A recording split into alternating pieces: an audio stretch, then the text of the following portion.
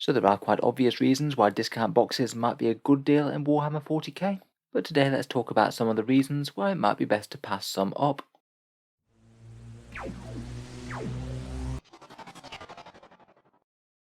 Hello and welcome back to Auspex Tactics, the strategy-focused 40k channel, where today we're talking about the pros and cons of Games Workshop's frequent discount army bundles that are often some of their biggest and most interesting kits, and perhaps the ones that generate the most sales for them as well.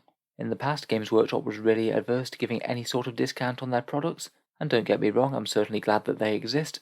They'll often come in the form of two armies duking it out, so you get some miniatures for each, or even just boxes like the standard combat patrol boxes for 40k, the ones for getting into a faction. Today I just thought we'd talk about the positives of buying them, some negatives and reasons that you might want to hold off, and a couple of examples of a box that I thought was a really good deal and one that I thought was quite a bad one.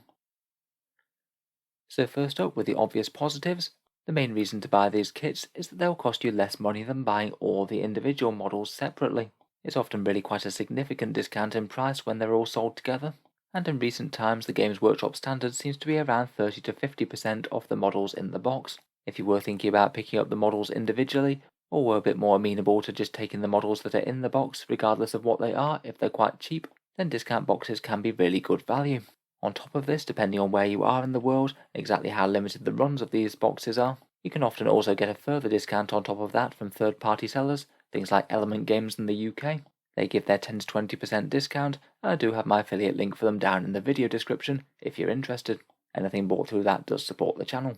In any case though, between already decent savings and then perhaps getting even more money off that way, it can be a really economical way indeed to get your hands on plastic figures. They've certainly got good use for new hobbyists who just want to acquire quite a lot of models and get them on the table, and for more experienced players who might be more weighing up the exact units that they want, and if they appear in a discount box, then that could be a very easy way to get your hands on them. Games Workshop also seems to be doing a bit of the forced scarcity things these days, doing quite limited runs of these discount boxes that are near guaranteed to sell out. I think most people would agree that this isn't the nicest of business practices, maybe driving up hype around all of their boxes, knowing that they're going to sell out very quickly, so you need to be very fast if you want to get your hands on any.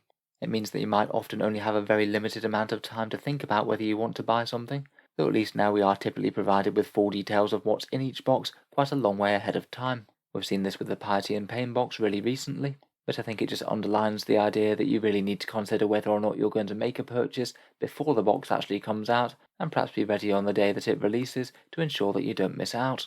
I did have that myself in the past. I held out on the Shadow Spear box for quite a long time, and then it went out of production, and in hindsight I really wish that I picked one or two up.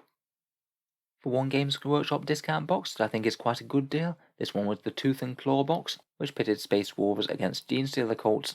It had a really good decent discount compared with a lot of the miniatures, and it had plenty of entirely new models within the box, the Space Wolves Battle Leader, and the Aberrant and Abominant for the Genestealer cults. I believe it was also the first place that Primaris Aggressors or the Redemptor Dreadnought were ever fully discounted for the full multi-part kit, so it was perhaps the best place to pick those up as well, and they're quite good core Primaris units. And then a few more battle line units in the Intercessors and the Acolytes that you're likely to want a lot of. I'd say perhaps the only less impressive units in the box were the slightly older Genestealers and the Acolyte Icon Ward that you're likely to only want one of, and had already been sold at discount before, I believe. In general though, I thought that this was a really good box, and I used quite a lot of it myself, particularly the Redemptor Dreadnought and several squads of Aggressors. So with these potentially good deals on the table, what are some of the negatives to consider when buying a discount box like this? Firstly, things are only really a good deal if you're actually buying the things that you want. If you're just buying a lot of things that you don't want for a price, then arguably you're not getting good value out of that. If you are looking to pick up a box, I'm sure you want at least some of the miniatures in that box, but I would really think about whether or not you would have bought some of the others for that same price.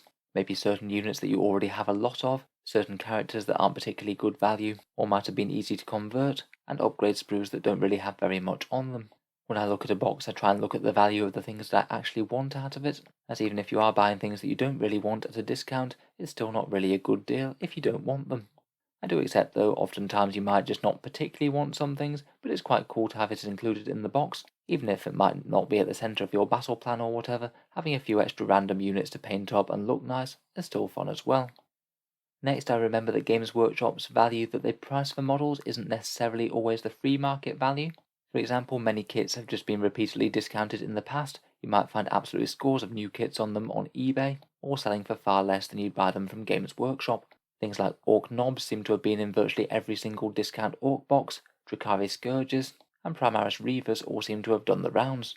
Perhaps the biggest and most obvious case in point where they're going to be selling less on eBay than they will be from Games Workshop are Necron Warriors. I believe Games Workshop would charge you around £28 for a set of Warriors, and you can buy the entire Recruit edition of Warhammer 40k for just a couple of pounds more, so those Necron Warriors aren't really worth £28 to the free market. You could pick up a squad of Necron Warriors for £13 off eBay in the UK, so to be honest that would be the price that I would compare to, rather than saying I'm truly getting £28 worth of models here. I'd argue that some kits might still be considered bad value, even if you do have a discount on Games Workshop's price for them. Some of their very simple character sculpts are very pricey indeed. Things like the quite plain looking Primaris Lieutenants they'd charge almost £20 for. I'd much rather convert my own for that sort of price, so I'm not particularly excited when they pop up in discount kits. Certain kits might be very old or a lot uglier in your eyes. They might just not particularly inspire you as a unit concept and not something that you want to add to your army. Or they might have absolutely abysmal rules, so even if you think the models are okay looking, you might choose to pass them up in terms of something else if you don't think that they're going to see games anytime soon. Finally, as with all things that you buy from Games Workshop, I would consider whether or not you're going to have the actual time to assemble, paint, and make use of them in-game. Obviously, pretty much nothing is going to be a good deal if you're just going to buy it and leave it in a cupboard for years on end. I think that big discount boxes like this are quite a good culprit of this. You get an enormous glut of nice models at a good price, and it can just leave you a bit overwhelmed and maybe not quite have enough motivation to actually get them on table. It can be a particular culprit for these versus battle boxes as well, where you have one army facing off against another. If you don't collect the other faction, and don't have the time to either resell them or split it with someone else, you might have just bought a good chunk of models for a faction that you don't play that is unlikely to ever leave the cupboard. Here's one discount box that I wasn't quite as enthused about when I saw it. This one's the Blood of the Phoenix box for Drukhari vs Eldar. Straight off the bat, this was a lot more expensive than many similar battle boxes that had been sold previously. I think the discount was only something like maybe 25 to 30%, when a lot of the other recent ones have been far higher than that. I think that was probably the main thing that was holding it back. It's not like it didn't have nice miniatures in there, including the new Drazar, Jinzar, Incubi, and Howling Banshees, though I think it was hard for Craftworld and Drukhari players to feel too excited about them at the time, as Games Workshop had left them all with really subpar rules at that point. You could include them in the army, but they just weren't really very good compared with other options. With the new codex, they certainly have made Drazar and his Incubi friends extra nasty in combat, so maybe the time of the Phoenix Lords will come with the new Craftworld codex, whenever that might be. Aside from all the shiny new stuff though, a lot of the other things in the box weren't massively desirable. The Eldar Viper and Falcon Grav tanks are kind of ancient, certainly iconic models but showing their age compared with some other things. The Scourges have been discounted several times previously, the Venom was already available in Start Collecting Drukhari, so it was already at quite a decent discount, and the Hellions were one of the worst units in the Drukhari Codex, though that has changed very much recently. I think it was a combination of choice of models, fairly poor rules, and less discount that led this box not to sell as much, and it generated a fair bit of ire when it was released. Don't get me wrong, it wasn't terrible, certainly had its merits, and I'm sure many people picked it up and really liked it, but I just don't think it was on the same level as quite a lot of Games Workshop's other releases. In general, when I'm considering picking up a discount box, I'd first weigh it up against the price of the actual individual kits that you really want from Games Workshop, and potentially against third-party discounters if they are available in your area. I'd certainly try and think about how much I really care about some of the things that I didn't want, and whether or not the box is still worth picking up at that price. I'd also be aware that there's likely going to be people who are splitting each discount box on eBay, so any individual unit that you quite want from the box is likely going to be available online. Anything new or unique to the box is likely going to go for quite a lot, but you could get decent deals on the other units. With this new Drukhari Combat Patrol box, I expect things like Raiders and Ravagers might be easier to obtain. Finally, if you have the facility to do so, I'd consider reselling unwanted kits within the box myself, if I did have some of the time and inclination to do so. Say if I wanted this box but I didn't really want the Ravager, for example, you could maybe pick up the box and resell the Ravager on eBay. That way you can pocket all the savings on the units that you want, and give the chance for someone else to get a Ravager at a discount.